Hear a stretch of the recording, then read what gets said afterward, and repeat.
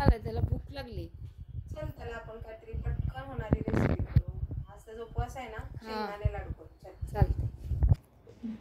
चल एक वाटी शेंगदाणे घेऊया आणि आपण आता ते भाजूया. पटकन होतात हे लाडू बनवणारे. आणि आता गॅस लावूया. पटपट पटपट लावला पाहिजे, आवरलं पाहिजे. शेंगदाणे होतूया. जरा खरपूस भाजायचे ते.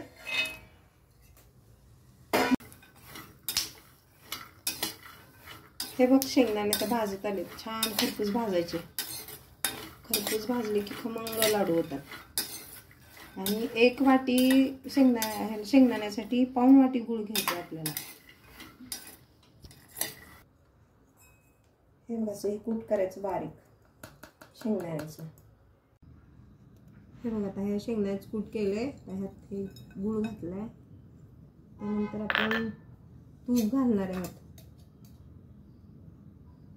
1-2 चमचे ह्यात साधारण तूप लागते. आणि वेलची पूड घालणार आहे त्यात आपण. हे खूप पौष्टिक असतात लाडू आणि गूळ शेंगदाणे रोज आहारात पाहिजेत. त्यांनी आपल्याला कॅल्शियम मिळते.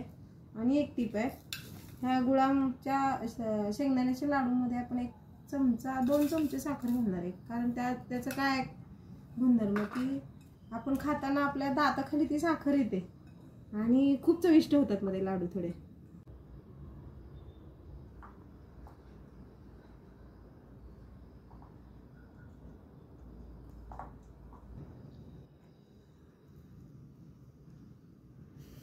गूळ असा पटकन मिक्स होत नाही, तर ते फोडून घ्यावं लागतं. असं बारीक बारीक सगळं मिक्स करून घ्यायचा.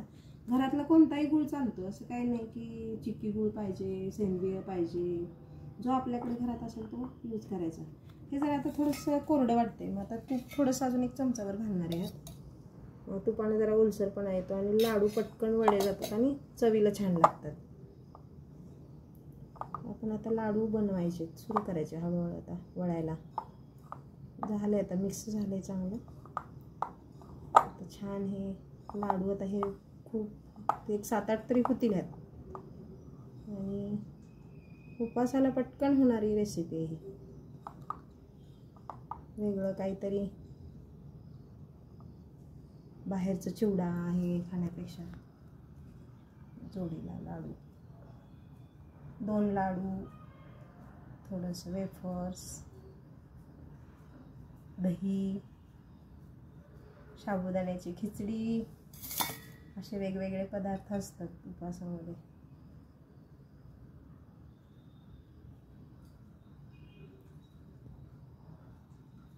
हे बघा आता हे लाडू कसे छान वडे जातात आणि चांगलं मिक्स झालं. हे गूळ मात्र सगळा मिक्स करायचा, नाही तर ते दाताखाली मग गुळाचे कण लागतात आणि ते मग गोडीला पण असं मिसळून घेत नाही. आता हे छान वडे जातात कारण त्यात आता तूप मिसळले चांगलं. शेंगदाण्याचा खरपूसपणा, असे मस्त लाडू होणार आहेत आता. असे एरवी पण रोज एक खायला चालतो, मुलांना चालतो शेंगदाण्याचा लाडू.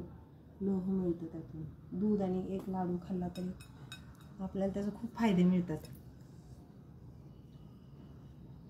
सकाळी नाश्त्याला पटकन काही नसलं, 1 लाडू खाल्ला तरी बरं पडतं. आणि आपल्याला वेळ नसतो, एकतर स्वयंपाक करताना खायचं कधी, पटकन 1 लाडू खायचा.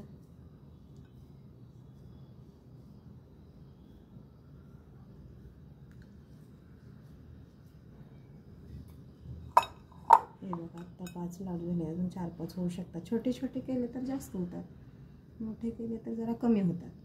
प्रसाद येईपर्यंत राहणार नाहीत. होय का? तुला पण भूक लागली वाटतं आता लाडू बघून. हो, आता सुरुवात कर तू मग खायला.